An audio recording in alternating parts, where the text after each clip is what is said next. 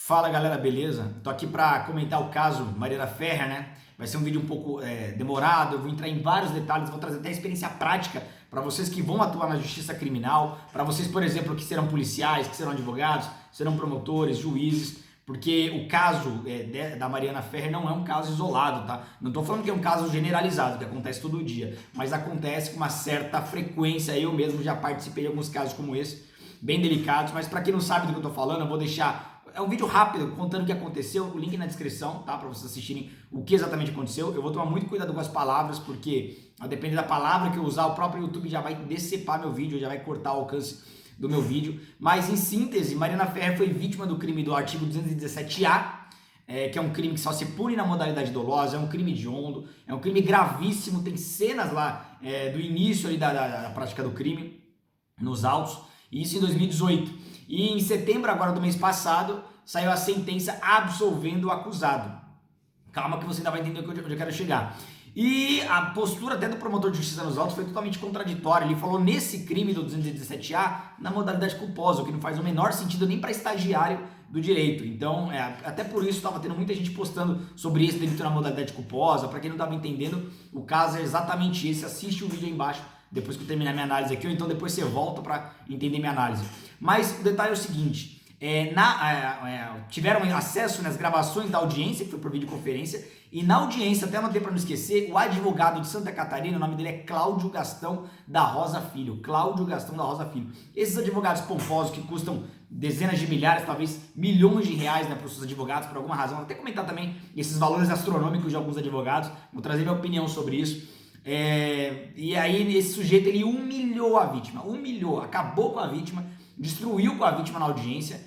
E o que mais chama a atenção foram as posturas omissivas do juiz que preside a audiência e do promotor de justiça, que no máximo chegou a perguntar se ela queria se recompor para depois voltar. E basicamente, vai lá tomar uma água e depois volta para continuar sendo humilhada. Foi um verdadeiro caso absurdo. Aquela audiência foi realmente... Eu nunca tinha visto algo nesse sentido tão assim, grosseiro. Já participei de audiências com bate-boca, em casos semelhantes, tá? Dos mesmos crimes, inclusive, mas não nesse nível. Isso na vitimologia é o que nós chamamos de tendência da criminalização da vítima. Aliás, pode até cair no concurso de vocês. Tendência de criminalização da vítima, que é uma estratégia ardil, malandra, baixa do advogado de defesa do acusado de imputar sobre a vítima as causas do crime, a culpa é dela. E ele começou a pegar fotos dela antes do caso, que não tinha nada a ver com os fatos, das redes sociais para tentar insinuar que ela era uma pessoa promíscua, que ela se insinuava, o que não tem absolutamente nada a ver com os fatos, e o que de forma alguma pode justificar ou atenuar a pena do acusado. Então assim, ele sabe que ele faltou com a técnica. Poxa, Diego, é normal um advogado tão caro faltar com a técnica? Vou dar minha opinião para vocês, segure um pouco aí. Aliás, fique até o final desse vídeo que eu vou trazer um ponto positivo desse caso. Um ponto que nesse ponto para mim foi um bálsamo, vou explicar qual foi.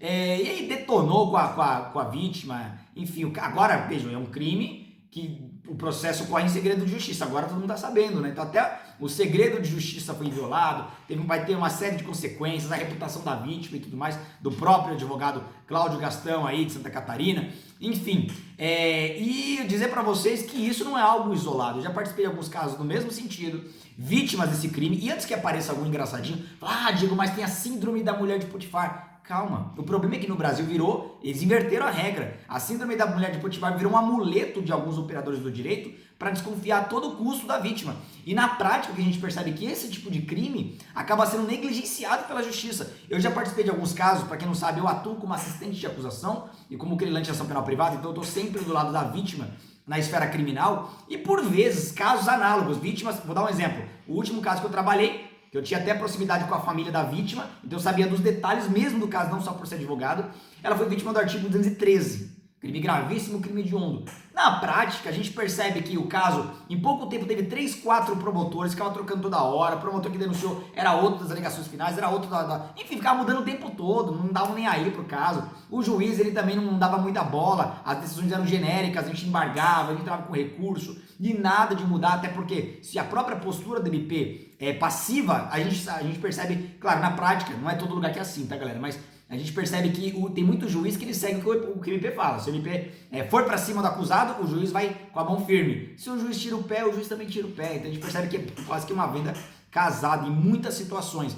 E a postura do réu é sempre a mesma, instruída pelo advogado. A postura do advogado é o que eu falei para vocês. Tendência de criminalização da vítima. A do réu nós chamamos de teoria da neutralização. O réu ele entra naquela postura de sempre tentar, por exemplo, culpar a vítima e justificar os próprios atos. Então, nessa audiência, por exemplo, que eu estou falando para vocês, o réu estava lá de cabelinho lambido, engomado, roupinha presa até o pescoço, falou que era ministro de louvor na igreja, levou como testemunhas 3 mulheres, é sempre assim, 3 mulheres que de nada sabiam dos fatos, não presenciaram nada, e é o que nós chamamos no processo penal, que para mim deveria ser proibido esse tipo de testemunho, que não agrega em nada. Testemunho de beatificação, que é só para santificar ainda mais o acusado.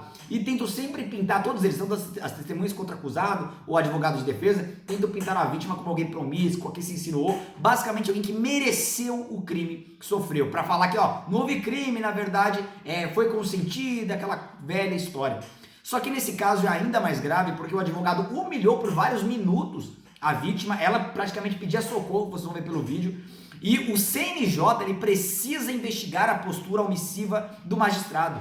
O CNMP precisa investigar a postura omissiva do promotor de justiça. E o Tribunal de Ética precisa investigar a postura do advogado. Porque não é assim não, festa, o advogado pode tudo. Ah, mas ele fez-se rogado em juízo. Ah, mas, calma, tudo tem limites. Nenhum direito fundamental é absoluto. A ponto de você usar o seu direito para sair subjugando, humilhando as pessoas. Não é porque o processo corre em segredo de justiça que você pode praticar. E, aliás, essa foi a forma mais encarnada da vitimização secundária que eu já vi na minha vida. Foi um caso, assim, escabroso. Então, tudo isso aconteceu nesse caso. Foi uma loucura, galera.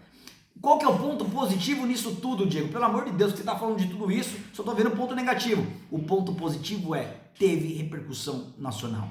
Porque não raras vezes esses casos, por serem acobertados pelo segredo de justiça, fica por isso mesmo.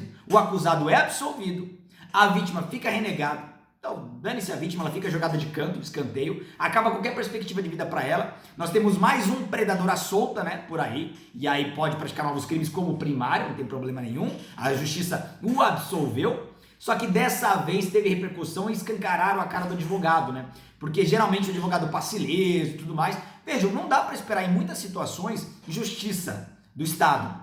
Se a gente pega um juiz como esse, um promotor como esse, um advogado como esse, o que você vai esperar? Se a gente tem até a Suprema Corte hoje mais preocupada em soltar líderes de organizações criminosas, piores do Brasil, rasgando a lei ou distorcendo a interpretação jurídica, se nós temos parlamentares hoje mais preocupados em legislar em causa própria, em defesa própria para se livrarem de responsabilidade civil, criminal, administrativa, o que esperar? Então hoje, na prática, eu não estou aqui pregando justiça social, não estou aqui pregando justiça com as próprias mãos, mas a repercussão hoje nas redes sociais, na prática acaba sendo a única justiça, o único fôlego de justiça que a gente pode vislumbrar em casos como esse, porque agora a imagem desse advogado vai circular o Brasil inteiro, viralizou, e a única coisa que a vítima pode ter de alento, apesar da imagem dela, infelizmente, também ter sido exposta, né? Infelizmente acontece, galera. Então isso não é um caso isolado, tá? Para fins de concurso não existe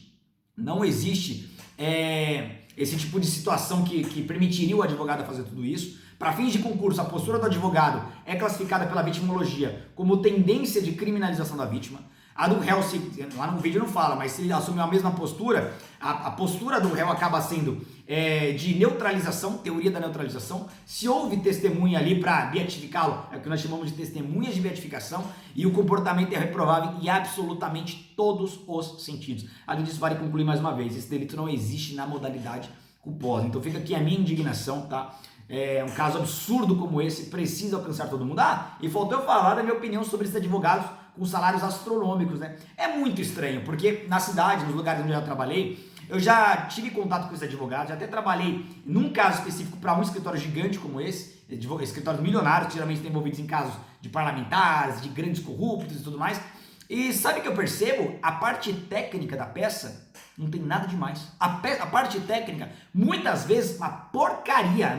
Então cuidado você quando for pagar advogado caro. Muitos desses casos, a peça é um lixo, que até advogado faria melhor. Diga, e por que esse advogado é tão caro? E aí, fica a pergunta, será porque eles possuem algum acesso privilegiado? Nós tivemos um caso de um advogado, não vou falar o nome aqui, que estava andando até de bermudinha no Supremo Tribunal Federal. Será que é porque esses advogados têm acessos privilegiados a alguns magistrados?